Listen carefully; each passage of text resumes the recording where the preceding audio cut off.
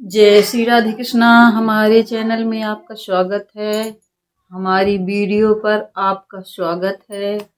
आप लोग लाइक करिए, कमेंट करिए कहाँ से हैं, और एक से एक बढ़कर कहानी ला रहे हैं हम। तो कहानी कैसी लगी आप बताइए कमेंट में हमको। ये हमारी नानी की बनाई हुई कहानी है, मेरी माँ की लिखी हुई कहानी है और मैं सुना रही हूँ। इसको बनाने वाले 3 लोग लगे हैं, मेरी नानी, मेरी माँ लिखने वाली और मैं अपने मुंह से बोलने वाली, आपको सुनाने वाली। कैसी है कहानी आप लोग कमेंट में ज़रूर बताइए। बहुत मेहनत कर रहे हैं हम लोग, आपके लिए एक से एक कहानी लेके आ रहे हैं। बहुत से बहुत पुरानी कहानी है। तो मैं अब कहानी को आगे बढ़ाती हूँ। एक बार और बोलूँगी, लाइक करिए, कमेंट करिए, चैनल सब्सक्राइब कर लीजिए जो कोई ना किया हो तो, और ज़्यादा से ज़्यादा अपना प्यार हम पे बनाए रखिए, आगे बढ़ाइए। आप लोग, आपके लिए ही बना रहे हैं वीडियो। हम लोग भी गरीब हैं, कुछ करना चाहते हैं, आगे बढ़ना चाहते हैं, कुछ अच्छा सोच है करने के लिए आगे, इसलिए जो हो सकेगा हमसे तो आगे हम मंदिरों में, हर जगह जो हमारा मन है उसको हम पूरा करेंगे। जितना से जितना हो सकेगा आप लोग देंगे जो, तो हम लोग वहाँ देंगे, इसलिए ये सब कर रहे हैं। जय श्री राधे कृष्ण। एक राजा था और एक रानी थी, उनके कोई भी संतान नहीं थी। राजपाट खाली था। सब लोग बहुत परेशान थे कि क्या किया जाए। और राजा जी डेली जाते थे शिकार के लिए, डेली डेली जाते थे। फिर एक दिन ऐसा हुआ कि उनको शिकार कुछ भी नहीं मिला। वो बहुत निराश हो गए। फिर जाते जाते रास्ते में उनको ऐसा लगा कि कुछ न कुछ तो लेके जाना चाहिए, खाली हाथ नहीं जाना चाहिए। तो एक पक्षी, जो कि उसका पुणकी नाम है, पुणकी नाम की एक ठो पक्षी बैठा था, उसी को लेके आ गए घर और अपने पत्नी से कहा, यानी रानी से कहा, यही हमारा बच्चा है, यही हमारी लड़की है, आज से इसकी सेवा करना है और इनको ही खुश रखना है, यही हमारा संतान है।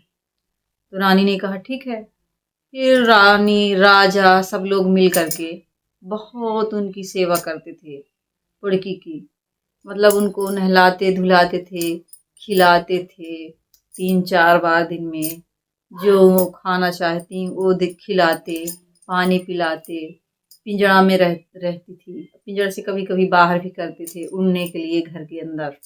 ऐसी मतलब व्यवस्था बना के रखते थे कि इधर उधर ना जाए, ऐसा। तो बहुत लाड़ प्यार करते थे। बहुत दिन हो गए ऐसे, उनको 20 साल हो गए।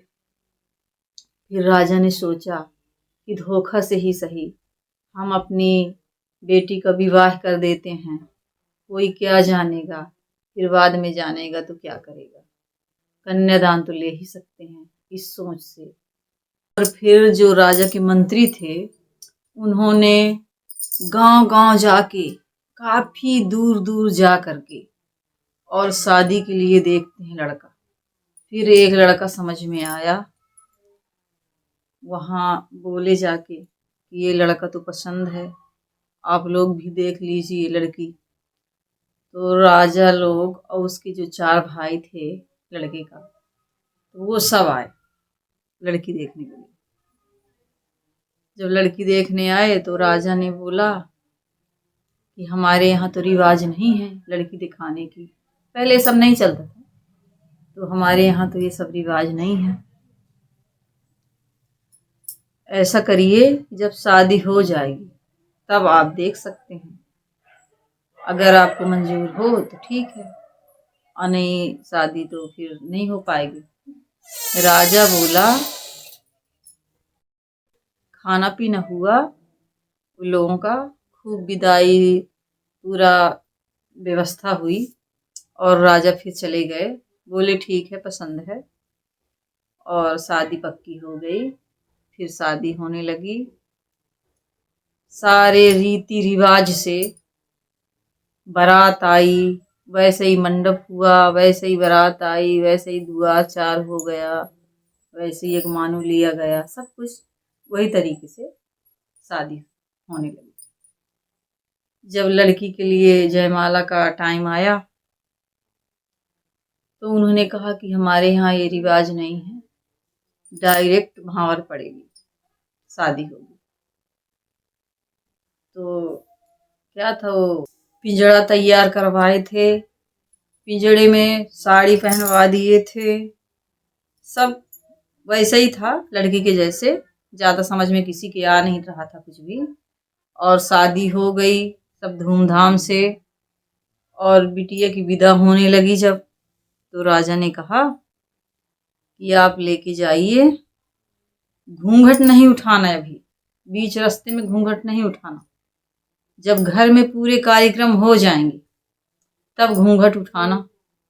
अगर रास्ते में घूंघट उठा दिए तो कुछ पक्षी वक्षी बन गया तो फिर उसके जिम्मेदार आप हैं, हम नहीं हैं। तो बोले ठीक है।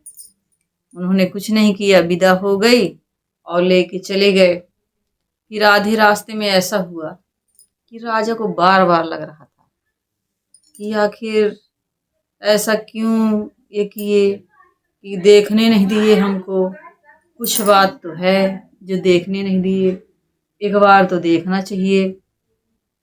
उनके जो दोस्त लोग थे और भी दो चार जन, उन्होंने कहा ठीक है देख लो।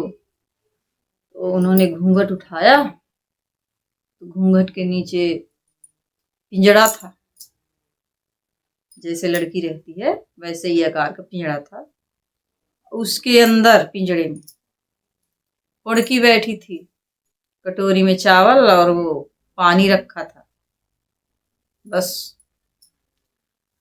राजा बोले कि अरे इसमें तो पुड़किया है, हमारे साथ तो धोखा हो गया, पुड़की के साथ विवाह हो गया। तो जो राजा के दोस्त थे उन्होंने कहा कि जो आपके नसीब में था राजा जी वो मिला है आपको, कुछ ना करिए, घर ले चलिए। फिर घर लेके गए। वो घर पहुंचे, जब घर पहुंचे तो उनकी माँ बोली कि परछन होगा। तो राजा ने बोला कि नहीं, परछन तो अभी नहीं होगा, जब तक मेरे चारों भाइयों की शादी नहीं हो जाती तब तक मैं परछन नहीं परवाऊंगा, एक साथ परवाऊंगा, ये शर्त मान लो। माँ बोली ठीक है अगर आप बोल रहे हो तो। फिर उनको अंदर किया गया, कमरे के अंदर, और उनको बाहर नहीं निकलने देते थे, घर के अंदर ही रहते थे, कमरा के अंदर। खाना वाना यही ला ला के देते थे, वहां किसी को जाने नहीं देते थे, मना करके रखते थे। फिर ऐसे में चारों भाइयों की शादी लगवाए, फिर उनकी तैयारी चलने लगी शादी की। अब घर में बहुत सारा काम था जो हो नहीं पा रहा था। तो माँ बोली ये ऐसी बहू लेके आया है कि कुछ काम नहीं कर पाती हैं, क्योंकि उनको कमरे के बाहर निकलने ही नहीं देते हो, परछन भी नहीं हुआ है, क्या करूं, मैं तो परेशान हूं अकेले काम कर करके। तो राजा के बेटा बोले कि मैं अब क्या कर सकता हूं। फिर अंदर गए तो पुड़की बोली कि बोल दो, जो भी काम हो करवाने के लिए उसको बता दें, मैं सब कर दूंगी रात में। तो बोले ठीक है। उन्होंने जाके माँ से बोला कि जो भी काम करवाना हो तो वो तुम बाहर कर दो, अब बता दो कि क्या करना है, तो हो जाएगा काम। माँ ने बोला कि चावल नहीं है, तो धान निकाल के बाहर रख दी, बोली चावल इसका बनाना है, रात में बना देना।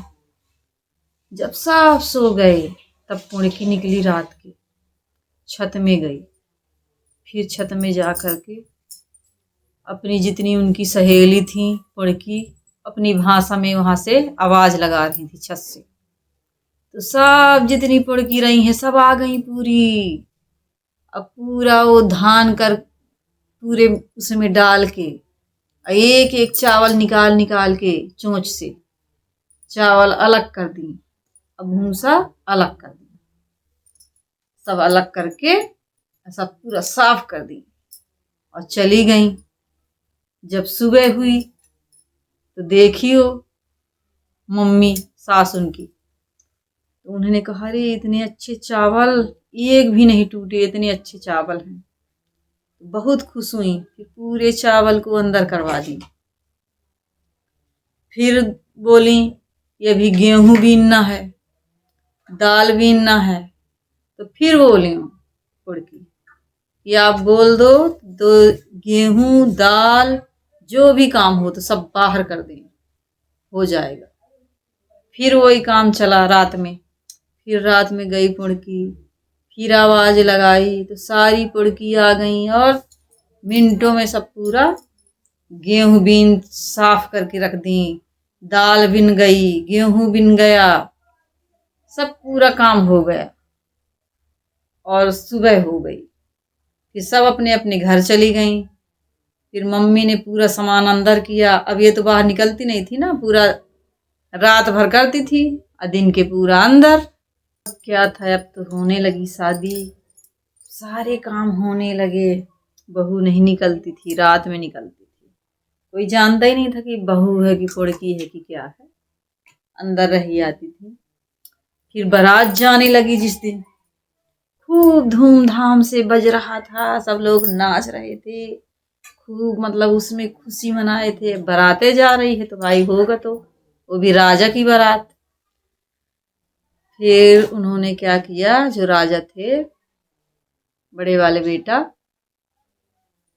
कि तुम्मी में छोटी सी गिलास में पानी भर दिए और एक कटोरी में खाना रख दिए और रख के पिंजड़े में और ताला लगा दिए बाहर से। एक खिड़की बस थी हवा हवा जाने के लिए, और चले गए बारात में। अब सब कोई नाच रहा था, बज रहा था, तो बहुत खुशी हुई पुड़की को, तो वो भी पिंजड़े के अंदर नाच रही थी। फिर क्या था, नाचते नाचते खाना गिर गया, पानी भी गिर गया। अब लगी प्यास उसको बहुत जोर से, पुड़की को रात में लगी तो कहाँ मिले। फिर वो पिंजड़े को किसी प्रकार से खोल के और निकल आई बाहर, खिड़की से निकल गई बाहर। कुआं थी, वहां गई पानी पीने के लिए। कुआं में घुसी तो वो तुम्मी रखी थी साथ में कि कुछ पी लूंगी, भर के ले आऊंगी। तो चोंच में दबाए रही हैं, तो पानी जब भी पीती रही हैं, मतलब उठाती रही हैं, तो डूब जाती थी।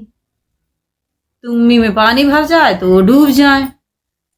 तो जैसे पानी भरती थी तो उसमें वजन हो जाता था, तो वो डूब जाती थी।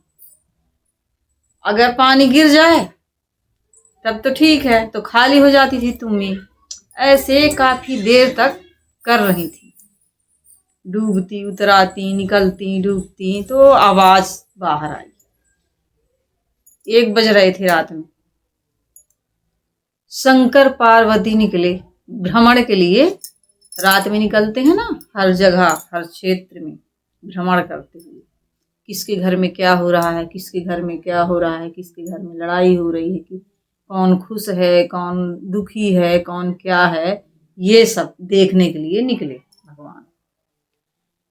तो माता जी पार्वती जो थी बोली कि स्वामी इधर कुछ आवाज आ रही है, कोई डूब रहा है, ऐसी आवाज आ रही है। तो भोलेनाथ बोले नहीं, ऐसा कुछ ना होगा, पानी में आवाज आती ही है। तो बोली नहीं, एक बार तो देखना चाहिए। तो बोले ठीक है। तो शंकर पार्वती जैसे देखे कुआं में ऐसे, तो वो पुड़की दिखी। तो माता जी ने बोला कि क्यों पुड़की, तुम यहाँ क्या कर रही हो आधी रात। तो बाहर निकली, फिर बताई वो कि माता जी मेरे साथ ऐसा ऐसा हुआ कि ये राजा जी थे, तो वो मेरे को पकड़ के अपने घर ले आए, फिर मेरा कन्यादान किए, उनके संतान नहीं थी, तो मेरी इधर शादी हो गई। अब मैं इधर अपने ससुराल में हूँ, मेरे ससुराल में मेरे देवर की शादी हो रही है, तो वो लोग बारात में गए हैं, मेरे लिए खाना पानी रखे थे, तो मैं भी नाच रही थी, तो मेरा पानी गिर गया है। अब मेरे को बहुत जम के प्यास लगी है, तो मैं पानी पीने आई थी। फिर पानी लेके मैं सोच रही थी लेके जाऊं, तो इसलिए मैं पानी नहीं ले जा पा रही हूँ। परेशान हूँ मैं, क्या करूँ माता जी। तो पार्वती माता बोली कि तुम परेशान मत हो, मेरे सामने आओ। तो पुड़की सामने आई, तो उन्होंने क्या किया कि अपनी बाएं हाथ की अंगूठी, ये वाली उंगली, इतने से थोड़ा सा काट के, खून जो है, ब्लड, आप लोग ब्लड बोलते हैं, तो खून निकाल करके ऐसे कर दी पुड़की के ऊपर, ऐसे जब की तो वो उनका खून गया उसके ऊपर, तो माता जी के जैसे हो गई, उनका खून दौड़ गया, तो माता जी के जैसे एकदम सुंदर हो गई पुड़की, एकदम खूबसूरत। और वो प्रणाम की माता जी को, और माता जी ने कहा कि अब तुम चुपचाप अपने कमरे में चले जाओ। मैं ऐसे अपना मतलब आशीर्वाद माता जी ने दिया, तो सारे दरवाजे खुल गए, तो पुड़की अपने कमरे में चली गई, और फिर माता जी के कृपा से वैसे ही दरवाजे बंद हो गए। पुड़की जाके एक कोने में अपने कमरे में बैठी थी। अब बारात दूसरे दिन लौट के आई, और सबका वो हो रहा था, परछन होने की तैयारी में था। तो मम्मी उनकी बोली राजा की कि अब तो हो गया ना टाइम, अब तो सबके परछन पड़ रहे हैं, अब तो बहू को निकालो, परछन तब ना पड़ेगा। तो बेचारा वो डर डर के आया, ताला खोला राजा जी। अब ताला जब खोलते हैं तो देखते हैं कि पुड़की तो नहीं है पिंजड़े में, यहाँ कौन लेडीज बैठी है। तो उन्होंने कहा कि आप कौन कन्या हैं, आप यहाँ मेरे सामने आइए।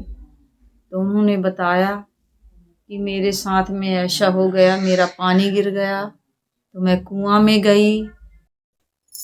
फिर राजा जी से उन्होंने बताया, पुड़की जो बैठी थी वो बताई कि मेरा पानी गिर गया, तो मैं कुआं में गई, फिर पानी वहाँ से उठा रही थी, तो मेरी तुम्मी डूब जाती थी, तुम्मी को खाली करती थी, जब ही लेने के लिए तो मैं डूब जाती थी, ऐसा मैं तो परेशान हो गई थी। तो उसी टाइम पर माता जी निकली हैं, शंकर जी, पार्वती माता, तो उन्होंने मेरे को आशीर्वाद दे दिया है, और अपना खून मेरे को दे दिया है, अपना स्वरूप मेरे को दे दिया है। तो मैं अब कहाँ जाऊं। उन्होंने दरवाजा आपका खोल दिया है, तो मैं अंदर आ गई हूँ, उनकी ही कृपा है। तो अब जैसा बोले वैसा मैं करूं। तो बोले नहीं, तुम तो वही हो ना पुड़की, तुम यहीं रहोगी, कहीं नहीं जाओगी। फिर अब और खुश हो गए बहुत, अब परछन होने लगा, सबका परछन हो रहा था, इनका भी परछन होने लगा। सब कोई कहता था अरे सब बहू तो अलग है, बड़ी बहू तो सबसे सुंदर है, सबसे अलग है, वो तो लोहा छू दे तो सोना बन जाए, माता जी साक्षात आ गई, ऐसा सब लोग बोलते थे। ये सब पूरे जितने कार्यक्रम थे सब हुए, ससुराल वाले और उनका लेने वाले आ गए, तो वो तो चली गई अपनी मायके, इनको कोई लेने नहीं आया। फिर खबर भिजवाया गया कि आप भी आइए, लड़की बुला रही है घर। तब राजा जी डराते डराते आए कि कहीं कुछ बोले ना। घर आए तो देखे कि ये तो बोल पाई अपने मुंह से कि मेरे पिताजी हैं ये, और आशीर्वाद खूब दी। जो माता जी का आशीर्वाद था पुड़की के ऊपर, बोलने लगी, सब कुछ बोली बताई। अच्छा लगा पिताजी को, बहुत खुश हुए, बहुत खुश हुए कि मेरी एक लड़की हो गई, मेरे तो कुछ नहीं था, मैं तो पुड़की का कन्यादान किया था, तो ये तो लड़की बन गई मेरी। फिर क्या था, लेके चले गए अपने घर। वहाँ माँ ने भी बहुत धूमधाम से इंतजार किया, खुशी मनाई गई। लड़की आई है इकलौती, वारिस है, राज्य का अधिकारी है, खूब खुशी मनाई गई। इसी को कहते हैं सब्र का फल मीठा होता है। राजा के अंदर सब्र था तो उन्होंने पुड़की को पाला, फिर उनका धूमधाम से विवाह किए, इतना खर्चा किए, फिर वो पुड़की गई, शादी उनकी हुई। वो पति जो ब्याह के लिए गए वो भी इतना सब्र थे, उनके अंदर भी इतना सब्र था। उन्होंने पुड़की को पाल रहा था अपने घर में, कोई होता तो उड़ा ना देता जंगल में, अपने घर लेके गए। तो यही है, सब्र का फल मीठा होता है। अच्छी पत्नी, अच्छी बहू, अच्छी बेटी उनको मिली, जैसे उनको मिली ऐसे सबको मिले। ऐसे सबके अंदर सब्र होना चाहिए, जल्दीबाजी नहीं होना चाहिए, कभी किसी को परेशान नहीं करना चाहिए, जो अपने पास है उसमें खुश रहना चाहिए। जय श्री राधे।